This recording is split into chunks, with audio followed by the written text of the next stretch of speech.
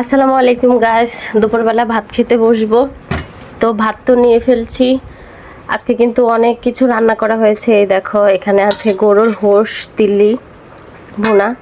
তারপর আমার সবচেয়ে প্রিয় তরকারি হচ্ছে লাউ তরকারি। এই যে দেখো, লাউ তরকারি কালারটা এত সুন্দর আসছে। আমি চিংড়ি মাছ দিয়ে রান্না করেছি খুব সুন্দর করে, এমনকি তেল দাগাই দিচ্ছি। আর এই যে আমার শ্বশুরের জন্য মশলা তেল কম দিয়ে একটু লোট্টা মাছ রান্না করেছি। একটু মরিচের গুঁড়াও কম দিচ্ছি, কারণ ওনার তো হার্টের সমস্যা। কাঁচামরিচ বেশি করে দিছি, উনি তো আবার ঝাল পছন্দ করে। তো রান্না তো বহুত কিছু হয়েছে। আবার এখানে দেখো আমার চাচি শাশুড়ি কি তরকারি পাঠাইছে।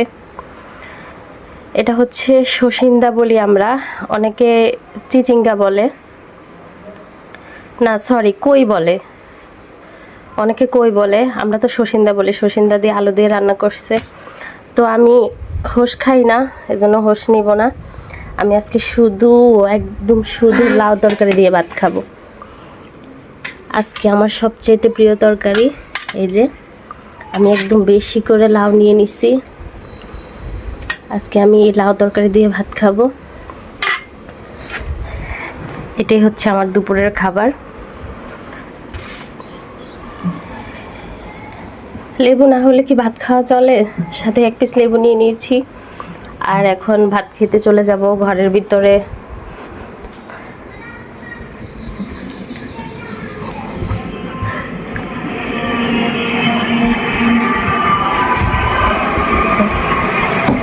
এখানে বসে টিভি দেখব আর ভাত খাবো।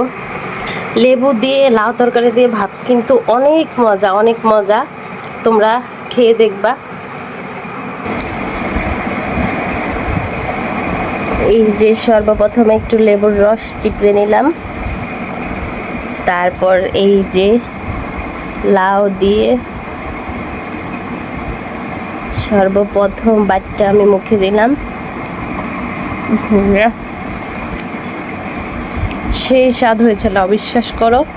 আজকে অনেক দিন পর লাউ খাচ্ছি, তো অনেক অনেক মজা হয়েছে। তরকারিটা অনেক মজা হয়েছে, অনেক। আর তোমরা দেখো, প্রিয়াও কিন্তু খেতে বসছে। প্রিয়া, তুই হোস নিছত না? লাউ তরকারি নেস না কি জন্য? অনেক মজা হয়েছে তো, অনেক মজা হয়েছে কিন্তু প্রিয়া। এই দেখো আমি খাচ্ছি লাউ তরকারি, সাথে চিংড়ি মাছ।